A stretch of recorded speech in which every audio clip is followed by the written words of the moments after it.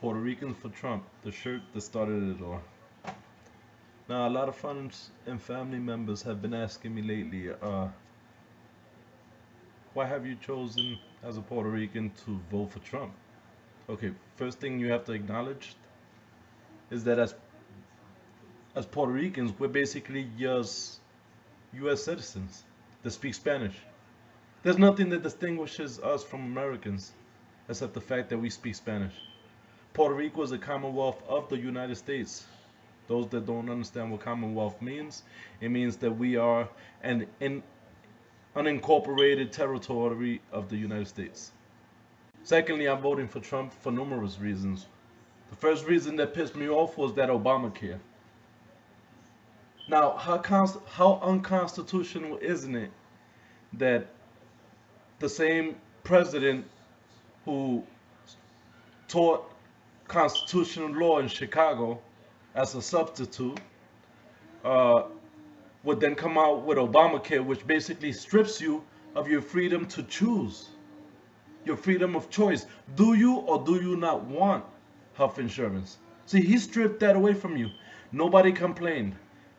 Nobody complained. Everybody kept their mouth shut because all Puerto Ricans and all Spanish people and all black people, what they wanted was a black president.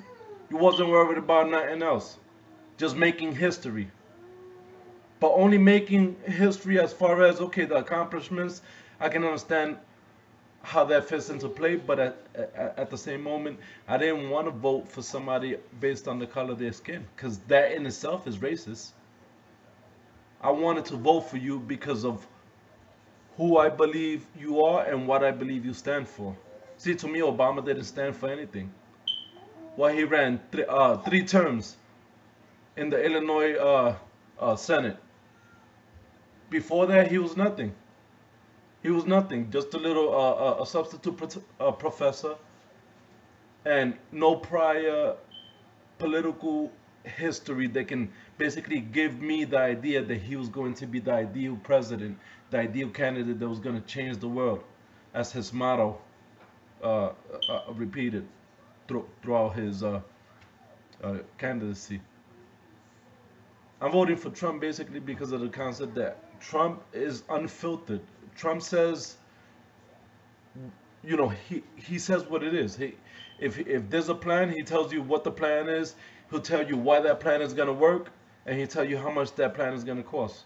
Because not only is he a politician, he's a billionaire, successful businessman. Most of you don't even know why you're voting for the people that you're voting for. Hillary Clinton is a racist. Hillary Clinton is affiliated with Senator Robert Byrd. She glorified him even after the fact that she knew that he was KKK, Ku Klux Klan. Yes, Senator Robert Byrd, BYRD. You can Google it, you can look it up or whatever. The history is there. Why? Because she has a vagina? Because you want to make history again? See, and this is the stupidity among Democrats and liberals. I was a Democrat, and I believe that everybody should be free to think how they want, act how they want. But then I started looking around the community, and I said, look at this chaos. Is this what it's really about? Is this what democracy is really about? The exploitation of our freedom of expression?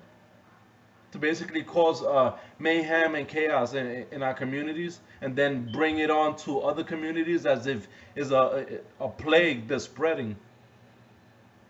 You know, the majority of Puerto Ricans, they come into this country. Right now, we got 4.5 million Puerto Ricans here in the United States, outside of Puerto Rico, where there's 3.5 million.